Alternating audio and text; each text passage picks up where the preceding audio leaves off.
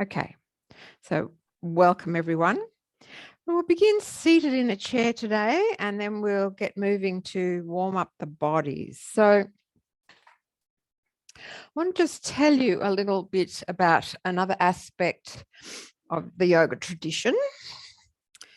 According to the yoga tradition, our mental states and the way we interact with the world are strongly affected by three qualities, or you could say three energetic forces. So they sort of influence our lives, and they could be described as a spectrum of energetic forces. So in the center, there's sattva, or the quality of balance, calm, evenness, a clear, balanced quality. And then at one end of the spectrum, there's this, slightly crazy rajas, or lively energy. And it can be disorganized and chaotic, or it can be very empowering. On the other end of the spectrum is heaviness, stagnation, lethargy, the feeling of being it's really hard to get yourself going, or you're stuck in some heavy place. So if you think of that as a spectrum, a continuum, and depending where we are on it at any given time, we would like to find things that bring us back towards the mid-sattva point of balance and calm, and just feeling qualities of stillness and balance, really. So just for a moment, pause and think, am I sort of a bit anxious and jangly on the rajas end of the continuum? Or am I a bit stodgy and stagnant and, finding it difficult to push myself into some activity? So if that is a continuum with balance and harmony in the middle, are you somewhere out to the extreme, one extreme or the other? Or are you fairly close to the sattva balance point? So we are always affected by these three, they're called the gunas, Gunas, and they affect everybody. And we need some of each. We need both the quality of rajas to get us going and propel us to initiate things or to take action. And we need the quality of tamas, or the heavy, quiet stagnation. But we don't want to be stuck in one or other. We would like to know tools that draw us from sort of disorganized, overly chaotic energy back towards a sort of calm inner strength, or draw us from inertia and lethargy and maybe heaviness of tamas back towards sattva. So just pause for a moment and consider where you might feel yourself to be on that continuum of energetic forces called the gunas. So perhaps if there's a sense of anxiety, there's a sort of underlying constant wariness of what's going to happen next in our world, that is somewhat on the rajas side of the spectrum, of the continuum. So the first thing we will do is to discharge it a bit. So, shed a bit of the hyper jangly feeling. So you could either stay seated and just shake out, maybe start with one arm, shake your wrist, elbow, shoulder, just one side, or you could come up to standing and do the same thing. So really, every plane, every direction, front of the body, side of the body, and behind, and get your elbow and shoulder involved. It's like we're discharging a bit of excitable electricity.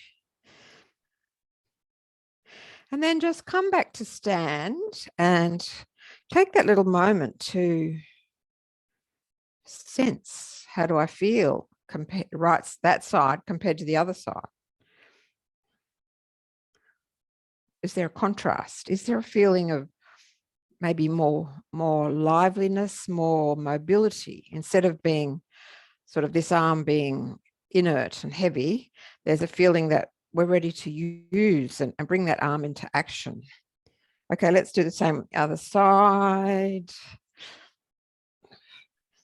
So the shoulder, elbow are moving too.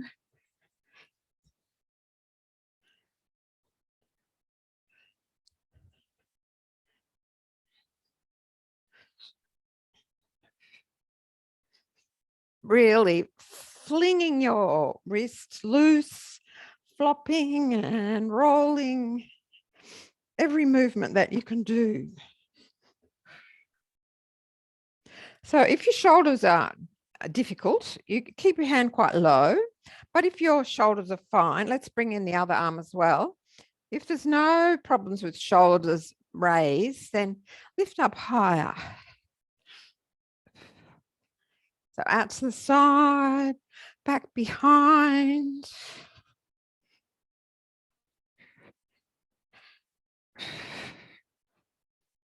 And then come to relaxing. See how you feel after that.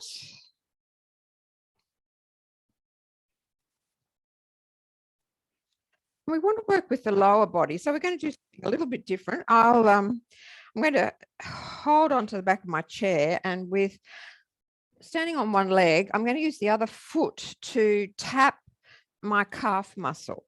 So I can't see if, yeah. So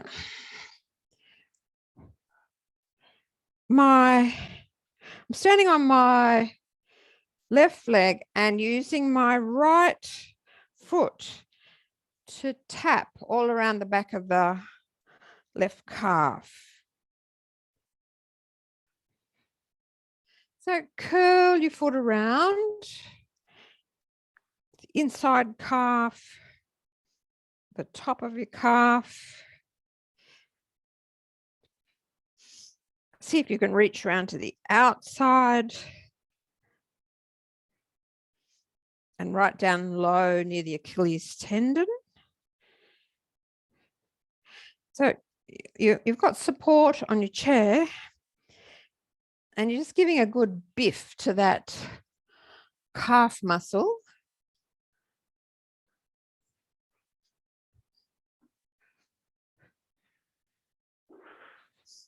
And then we'll change sides. So if you need to move your chair, do that.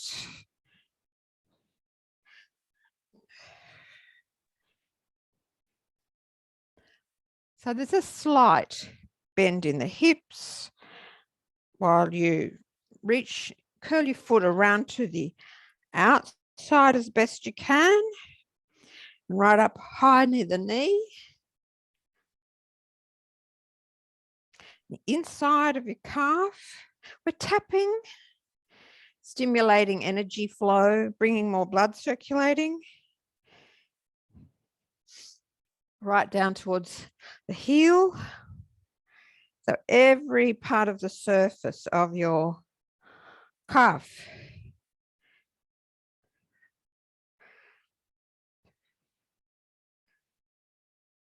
And then come to stand on 2 feet.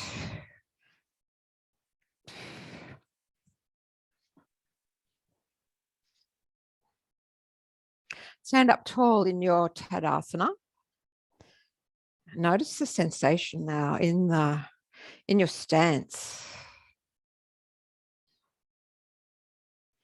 Open up the chest. Just shifting your weight gently till you feel the 3 points of equilibrium in the feet, that the heels under the base of your big toe, base of the little toe. So those 3 points like a tripod, very sturdy. And draw up tall, lengthening the neck very gracefully and lightly. So just that little bit taller. And then I'm going to press my hands back. And it feels like there's a line of strength going right down the midline. So my palms are flat, pressing back. So feel yourself to be anchored and grounded. So the back muscles are working somewhat as you press your arms back behind. Take a few steady breaths there. Lots of movement in the belly. Your chest is a bit restricted. Make sure the belly is free to swell forward.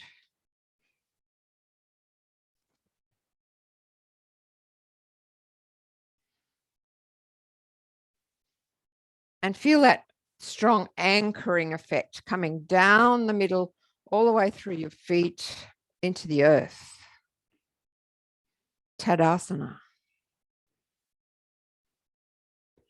Then soften.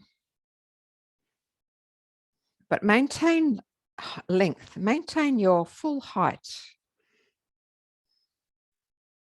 Feeling that your legs are involved, they're wide awake, your upper body.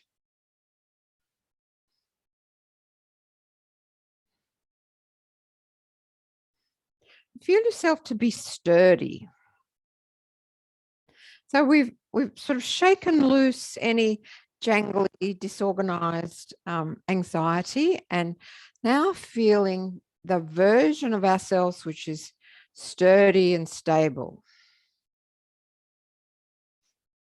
We're going to move gently into chair pose. So we'll just take the action of beginning to sit back. So it's your bottom that comes down, and bring your hands, palms together in front of your chest. And then inhale, rise up again off your chair. And once again, push your arms back. Come to that sturdy, powerful Tadasana. And again, palms come together. Lower your hips down. Not too much forward movement of the chest. Firm in the belly. And then inhale, stand up once again, symmetrical and very strong. Pushing your palms back behind the body. So your shoulders are down. You're using arm muscles and upper back. Keep going at the pace of your breath. So your movements will be at your own speed. Coming into that action of sitting into a chair, but not quite. And then reaching up very tall. Wide across the chest as you push your arms back. Continue.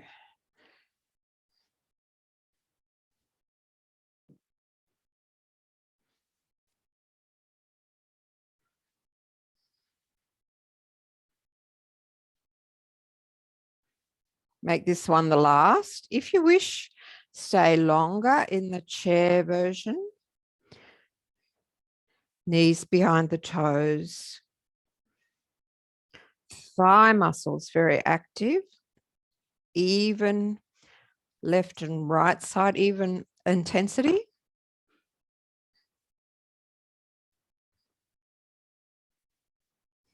And then rise up. And last time, stand up very tall. Feet grounded, arms pushing back. And then release, soften, and observe yourself. Observe how that makes you feel. Perhaps there's an inner sense of, I'm okay. I'm dealing with the situation. I'm able to rise to any challenges.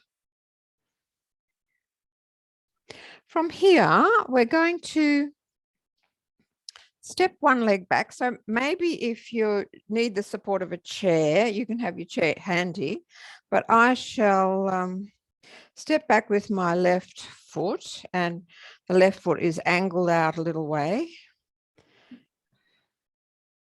And then we're going to bend the front knee and take the arms up to a level. That's fine for your shoulders. So there's lots of options for arm positions. And then hands in fists. Pull back as you straighten the front leg. So your fists come in by your waist, elbows behind. Now for the arms, you might have hands reaching up to the ceiling, or you could come into temple mudra with your fingers interlocked, all except the index fingers. So your index fingers are making a little pointy spire. So that's one possibility. Or arms straight, palms facing in, or cactus arms if that's better for your shoulders. So let's do a few more like that. You choose the arm action. I'm going to come into temple mudra.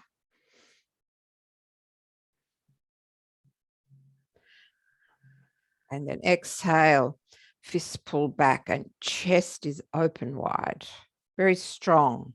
So we're creating a warrior version of ourselves.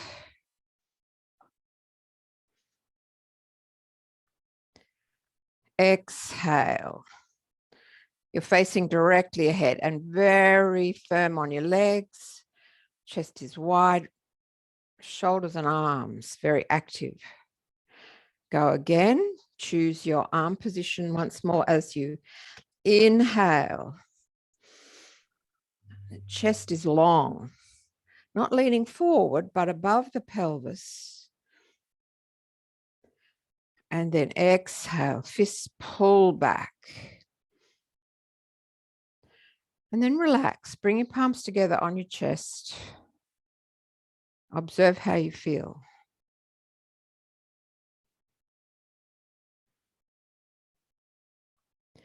And then I'm going to bring my weight forward onto the right foot, and the chair is very handy here to come into warrior three. So warrior three, we have the left leg raised. You could have hands on the seat of the chair, or you could, here we go, bring the palms together at your chest.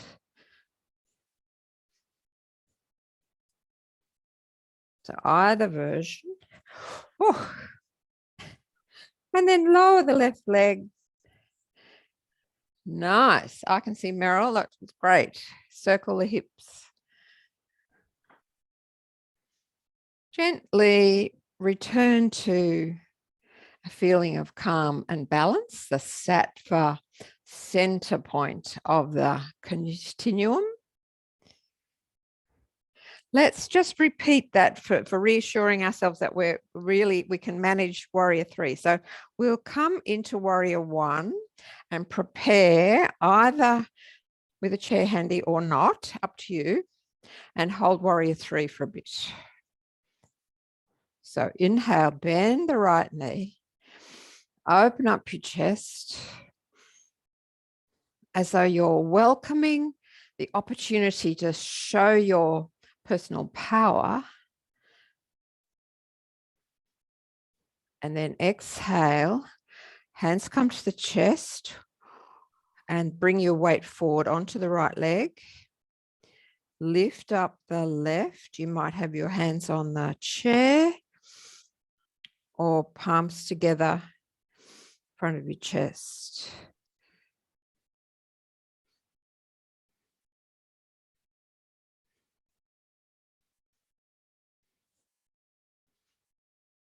And then gently release the leg, standing on 2 feet. Circle the hips around.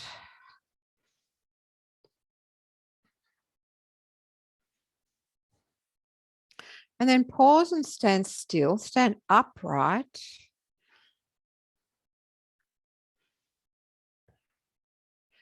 Weight even through 2 feet. Long, graceful neck. Slightly push the arms down and back. Reestablish that sturdy mountain.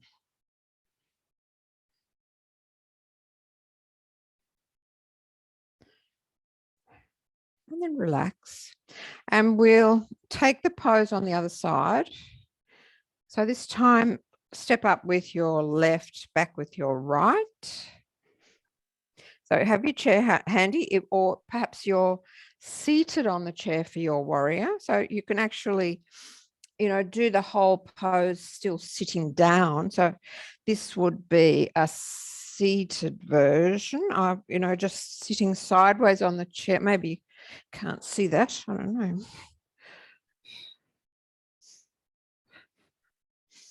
So that's an option if standing doesn't suit you today. But let's begin the same sequence. So we're creating this empowered, strong, active version of ourselves. Left foot forward. Begin with your hands on your heart, connecting back to yourself. And then inhale, bend the left knee. Raise your arms into your preferred action. Temple pose with fingers interlaced, index fingers pointing up, or arms wider, palms facing in, or cactus level.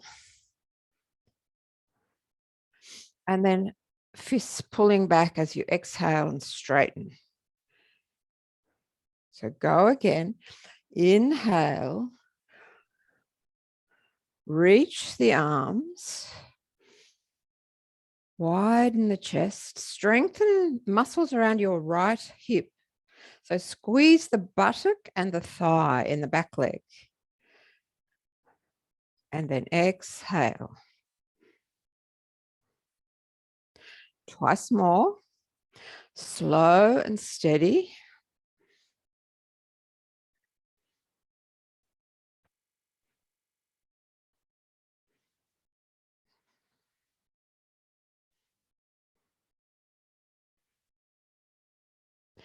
Inhale.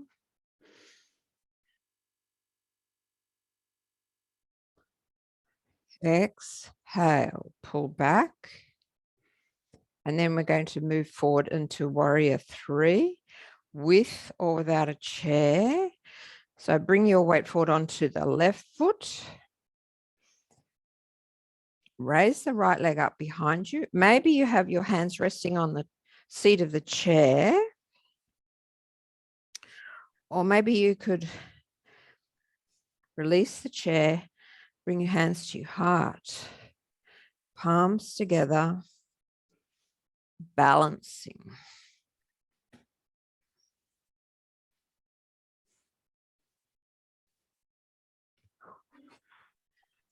Nice. Let it go. Do a little hip circling because we're going to repeat the last warrior and then warrior 3. Warrior 1, warrior 3. So just carefully positioning for your left foot forward, warrior 1. And on this last, arms in a wide V. Inhale, bend that left knee, open the chest.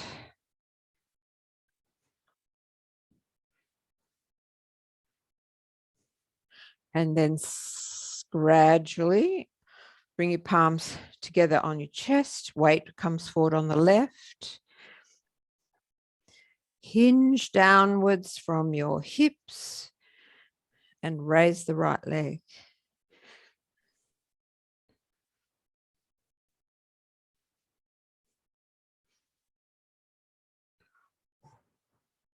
And then lower the leg, come to stand. Circle your hips around.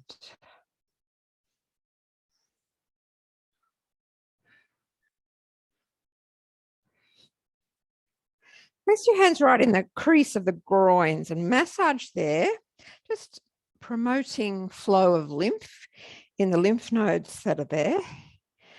So we want to make sure the lymph is flowing rather than getting stagnant. And then massage around your belly, circular fashion, up on the right side. You're pressing in and then pressing in below the ribs, going across to the left, down on the left. So a fair degree of pressure where, promoting the flow in our colon in the natural direction. So material flows up on the right, comes across under the ribs, transverse colon, and then down, down, down the left. And then come back to Tadasana. So once again, weight even. The tripod in the foot, active, base of the heel. So under heel, base of the big toe, base of the little toe. Draw yourself up tall. And think of your neck as long and graceful.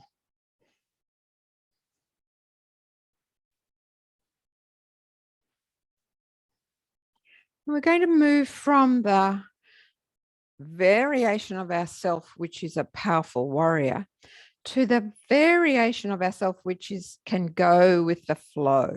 So just take your feet a little wider. Let your arms sweep around with figure 8 patterns. So big, swirly infinity symbols. And we can drop down low, sweep to the right and the left. Figure 8s all the way. And gradually coming higher.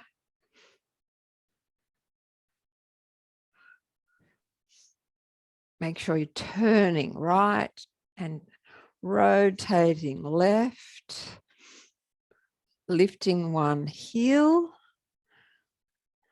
and the other. A very fluid, flowing sort of figure.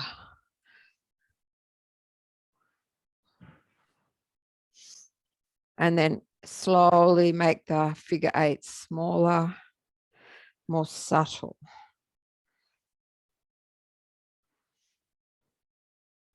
And then just figure 8s in front of your heart.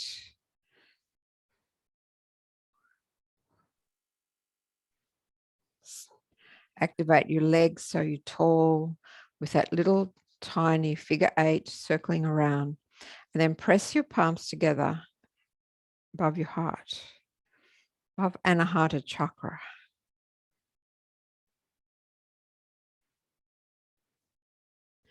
And continuing the idea of flow, we're going to just do some standing cat movements.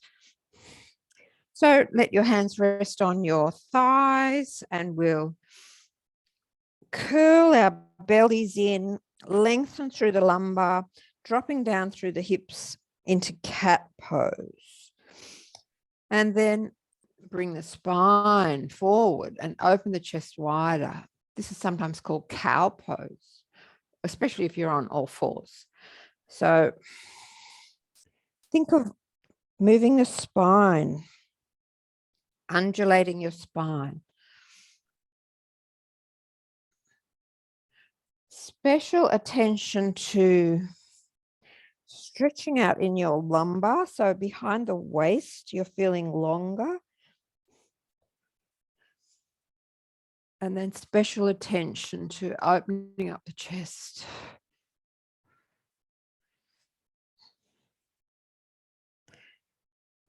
Couple more.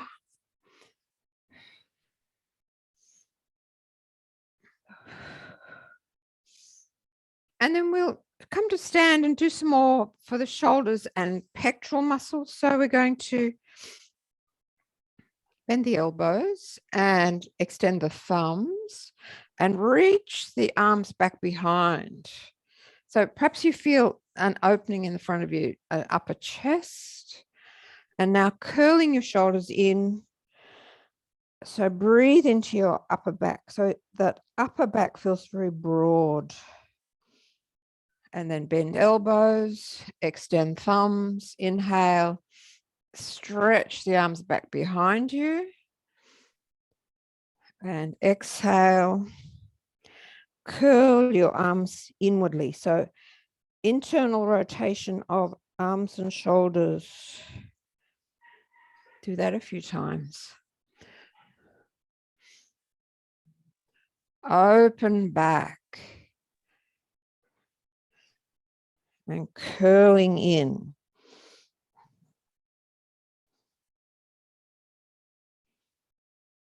Open back.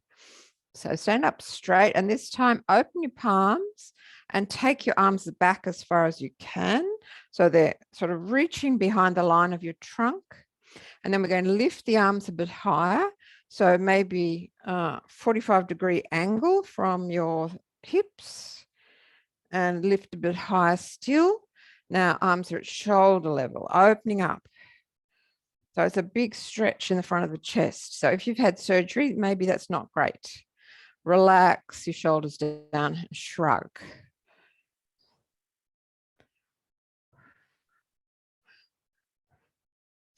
And we'll come back to the mat and we'll do a flowing sort of version of triangle pose. So I've got my chair handy.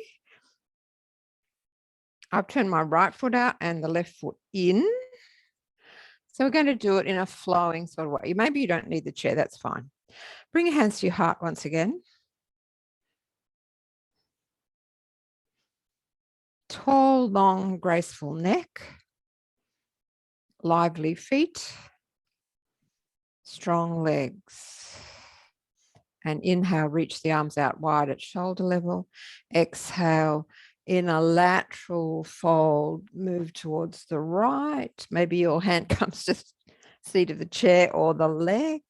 And then inhale, lift up straight and gently fold in the other direction like a dancing warrior. Again, inhale, tilt down towards the right, hand to the leg or the chair. And then inhale, lift. So see if you can find an easy flow. It's quite an active pose, triangle. So if you were to rest on the back of the chair, that would just remove some of the intensity and give you time to experience the opening. And then reversing, lift that right arm, curling over the top into dancing warrior. And flowing gently to the right. So your chest is always staying looking straight ahead. And it's like an exploration of moving the spine, moving the arms. Back again into dancing warrior. Let's do it one more time. So keep your chest facing forwards and gently drop over to the right, hand to the leg or the chair, and use your abs to help lift up. Back into dancing warrior. And lower the arm, move your feet so they're parallel. Stand symmetrically. Come to balance. So bring your palms together, thumbs resting on your chest. We don't feel quite symmetrical after strong asymmetrical pose, but hopefully we'll all be well after we do the same thing to the other side. So I'm going to move my chair to the left side, turn the left foot out. So you may not need the chair, you might just do your triangle pose, tilting your body to the left. Begin, hands on your chest, center yourself. Find those 3 points in each foot. Base of the big toe, base of the little toe, center of your heel. And then inhale, arms reach gracefully out to the side as you tilt to the left. in an easy flowing way. And then upright, and let the left arm curve overhead as you tip back. So we'll do that a few times.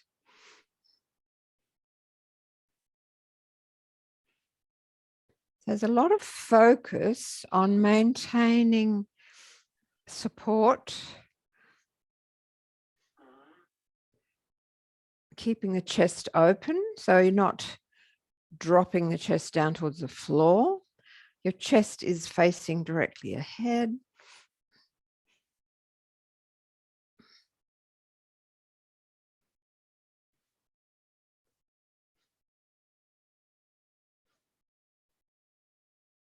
Make this one the last.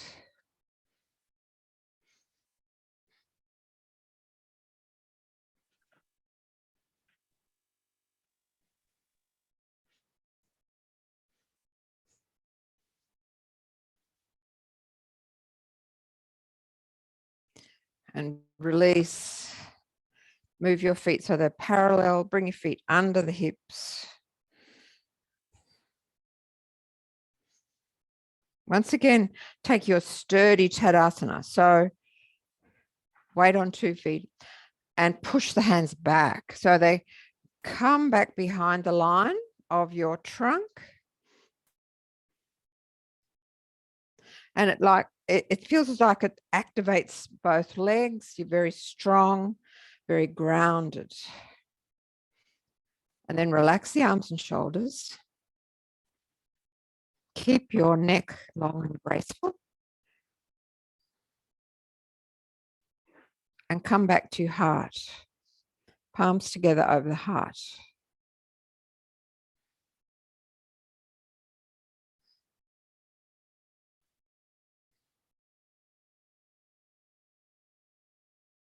So perhaps that little flowing sequence brought into your inner being the feeling that, okay, I can flow this way, I can adapt that way. So, when things out there change once again, and, we've confronted with the flu, or we're confronted with some drama, some financial upheaval, some emotional distress, we can navigate it and we can change direction and flow through it.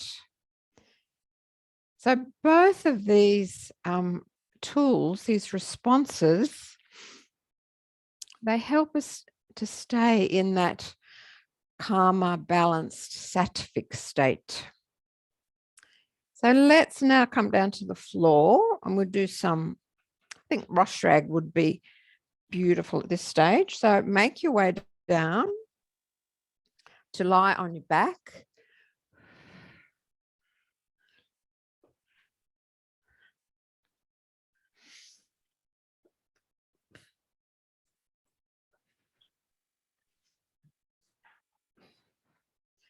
Maybe you'd like to hug knees to the chest, rock a little side to side.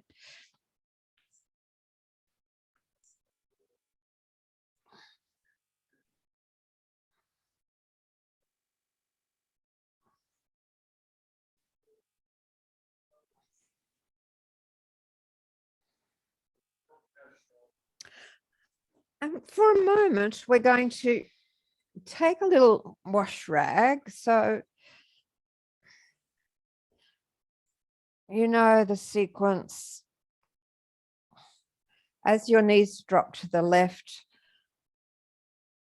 you turn to look at your upturned right palm,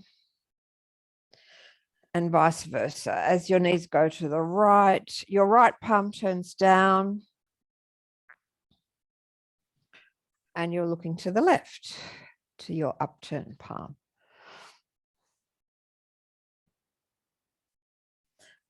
So a few movements like that.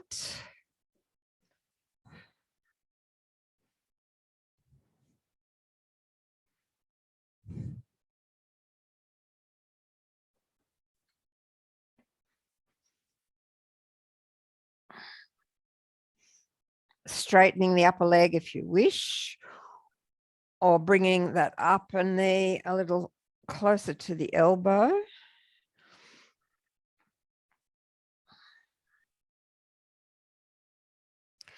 And then after that, we're going to move into a very wide open, receptive, perhaps more vulnerable position, bringing feet into Baddha Konasana. So soles of your feet together and knees dropping outwards, and arms in a V, a wide V, or cactus arms. So take care of your shoulder.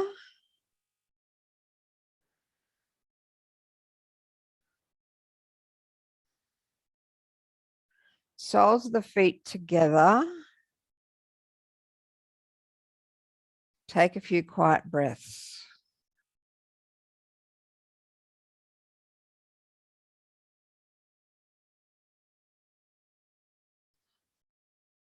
And feel yourself to be receptive to the ideas of the yoga tradition, the concept of the gunas, the three energetic forces of sattva, the calm, balanced force, the peaceful force, the energetic force called rajas, sometimes a bit sort of wild and disorganized, chaotic, but empowered and strong, or the heavy force of tamas, the stagnation or lethargy or inertia.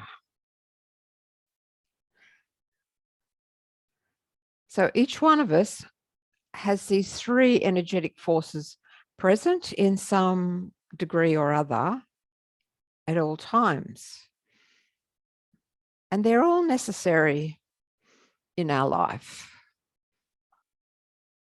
But if we get stuck at one end of the continuum, if we find ourselves disturbed at one end of the continuum, we have yoga tools that bring us back to the equilibrium of the sattvic force.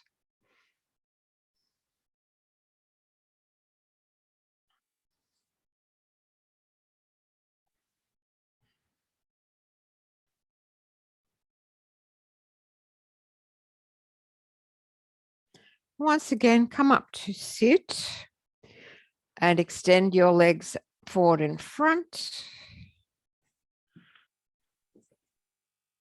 We're going to take Paschimottanasana. So I'm sitting up tall. You could be sitting on a blanket.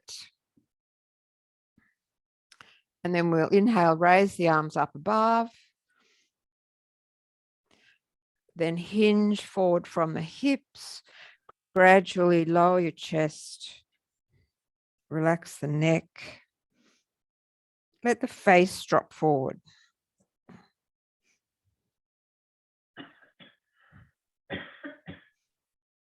And gently open up again and reach the arms either to cactus or way up overhead.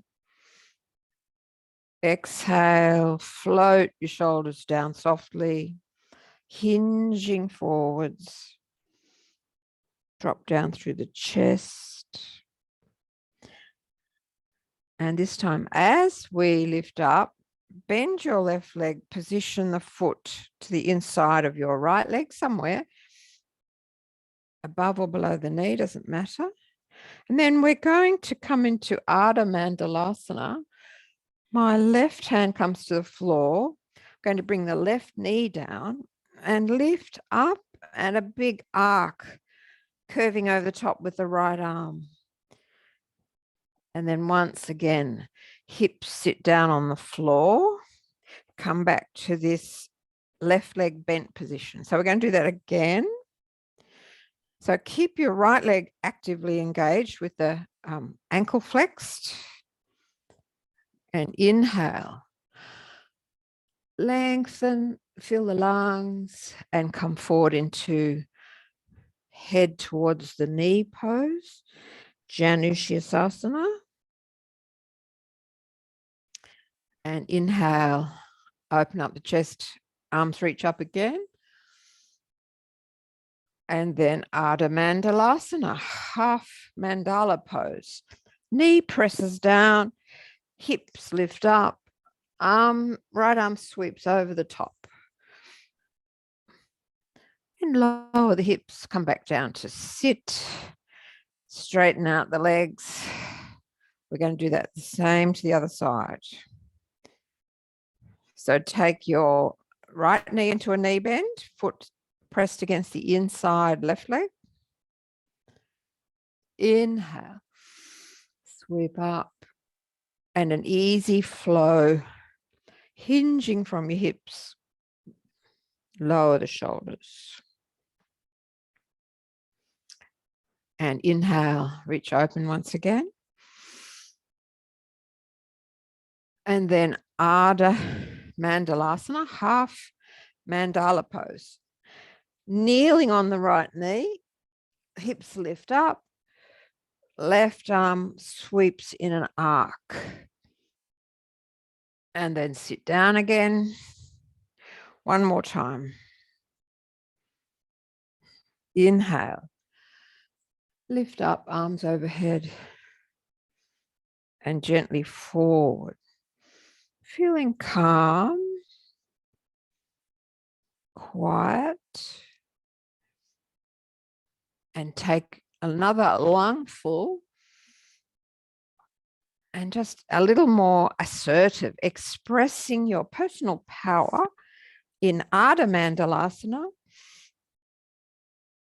Kneeling on the right knee, left leg straight, left arm swings over.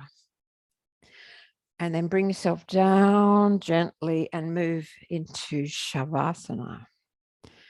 So take whatever you need for your comfortable, deep relaxation without actually sleeping, deep relaxation.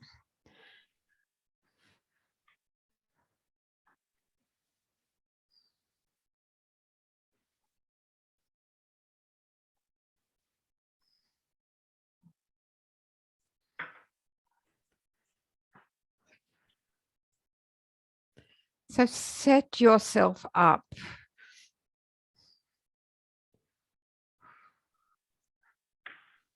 in symmetry. Maybe you need a little shake here, a jiggle there, to find that feeling of sattva, peace and balance and calm.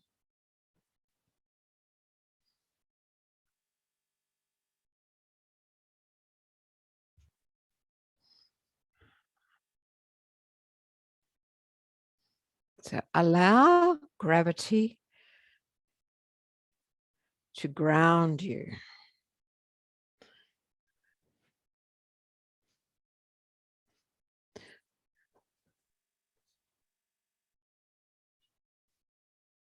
Allow yourself to accept the support of the floor. So you can think of releasing. After moving through quite a range of different energies, perhaps now you come to a deeper level of yourself and acknowledge anything that's stuck. Acknowledge perhaps damage of the past, self-inflicted or inflicted by others, and open up to release it.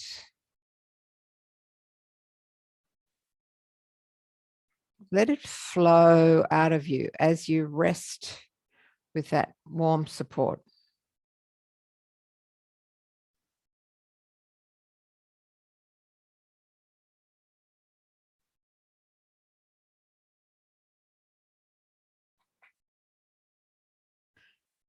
So maybe naming or identifying an emotion that you know lives down deep somewhere inside you. Reach in, take it out, put it on the floor beside you.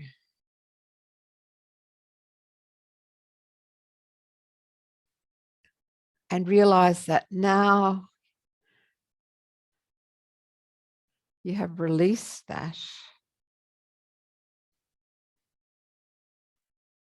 You come to a calmer, more beautiful state. A state of sattva, of peace, harmony, balance. And at the same time, you know you have the ability to be empowered to take your chosen action, to go forward.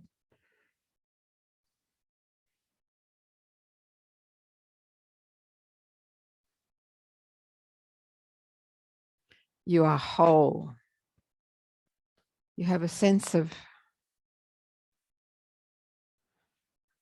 your essential being is undisturbed. Your essential nature experiences joy and ease.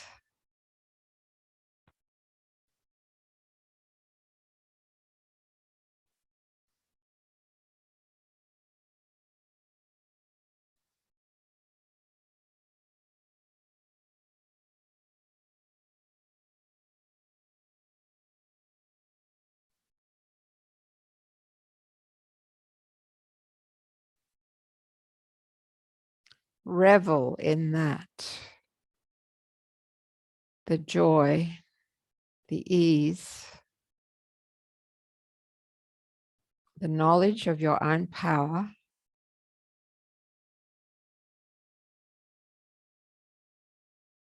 Feel that at your center.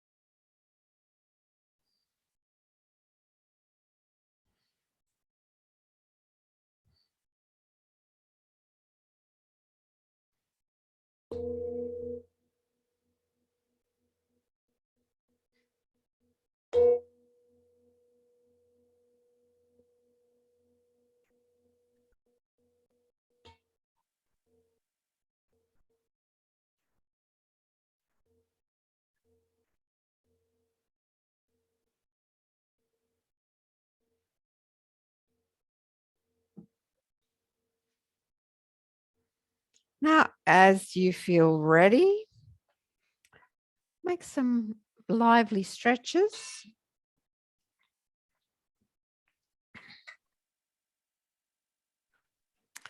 Position yourself to come up to sit or stay resting. Up to you.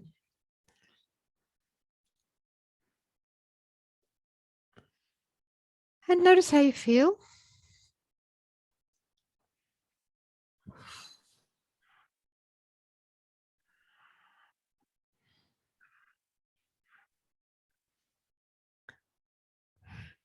And Trish is going to lead us out today, following on from our consideration last week of National Reconciliation Week. Trish, over to you. Turn your microphone on. Thank you, Pam. Beautiful lesson as usual. So last week, as part of Reconciliation Week, I did a workshop over at the Botanic Gardens, and it was called Making Peace. And the way peace was spelled was P-E-A-S-C-E. So just tilt your screen up so we can see your full face there. That's good. I will. There we go. Lovely.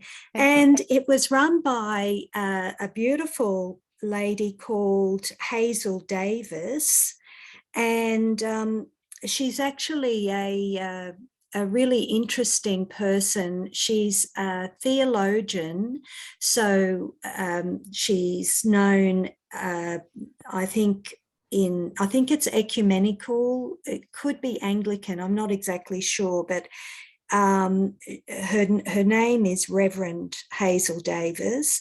So she has a great spiritual depth about her, and she's also a professional florist, and obviously a teacher and a mother. And I'll just read a couple of things that she has said about floristry. She says, floristry is a sacramental art, especially where commemorative rituals are concerned. It gently comforts people as they connect with confronting stories. And I think part of the making peas here, this is what we actually made out of felt. So it was a very simple exercise, but it has a lot of significance, because what she's talking about when she mentions confronting stories are essentially Australia's past of grappling with our past history of violence towards sovereign Indigenous nations. So it's about healing the pain of the frontier wars and the massacres that were perpetrated as the clearing of the land took place. So she really regards this idea of spreading the idea of making peace with people as a ministry. And so she embraces the stories of the Sturt Desert pea, blood flower, as a symbol of a way of remembering people who have passed, Indigenous people who died, and it's become a sacramental sign and a way of discussing restorative restoration around the frontier wars. And it's the idea is that it become a commemorative flower in parallel with the Flanders poppy. So I think a lot of the understanding that we have in Western civilization around Flanders and the First World War and the poppies, she is endeavouring to bridge that with this beautiful pea, the Sturt Desert pea, so that we too remember the lost souls on our land in Australia. So it's just a really beautiful message. So she's also written a lovely poem where she talks about the poppies and the peas. And she says, in Flanders fields the poppies blow, their silky memories shape and soak our nation's grieving walls. Red songlines resurrect the lost to love, and love is given up to hope. We clutch the poppy to our breast, and to the creviced walls we press in and press on. Talisman of a transplanted nation whose portal steps are found in blood, we cover with the red, the bloody truth of our dead. Now flowing in the country's heart, the pea flower tells of dead who lie, and cry goes up. Sorry. First Nations blood soaks and grieves our soil, fiery memory lost to shame. Bravely now, with trembling hands, we must pluck the poppy with the pea, whose battle songline must needs be resurrected from lost to love. Uncover, uncover with the red, the bloody truth of our dead in Australian fields. So I thought that was a beautiful poem, and she read that out to us. And we made these beautiful peas and we laid them on a wreath and we took them outside and we remembered. And that was a beautiful ceremony. So it was actually a fundraiser so it was run by Jindy Eco Spa at Botanic Gardens, which is a lovely, lovely place to go and get some beautiful treatments. But it was a fundraiser actually for the Indigenous Literacy Foundation. So none of the money went to Jindy at all. It was just a really beautiful day, a beautiful few hours, actually. It was about 3 hours. So I think Meryl knows a lot about them as well. Yeah, so. I know. Well, I've been to a workshop where we didn't actually make the desert pea, but we cut out lots and lots of the petals. Oh yes. Used, and so I've cut out hundreds of them. Yeah. and I have kind of a funny story around it. I just brought it to show you, because what you get left when you're doing it is this. And so I was left with all these bits. And to begin with, I put them on the fridge and made them into shapes and things. And then I suddenly realized for William, it's become his dragon tail. So when he comes, beautiful. It's his dragon tail. And I've had so many of them. And he says, "Can we play dragons? Where's my..." So that's so lovely. I love that. Rather different, but there you go. Beautiful. Oh, thank you, Trish. That was a really moving way to encourage people to get their thoughts towards this part of our history that is, easier to avoid, but bringing it to the fore and promoting the idea of moving towards love is very powerful. So thank you for telling us about your workshop experience. That's great. Yeah. Helen has put up her hand for signing off next week. So I hope you enjoyed our class today and be back for more next week. Thank you, Pam. Om Shanti. Om Shanti. And Pam, Om Shanti. I'll actually by next week be in 1770 up in Queensland. We get there on the Saturday, so I'll be able to ensure whether I've got internet connection or not. Okay. So I'll communicate that to you. Thank you. Well, that's a very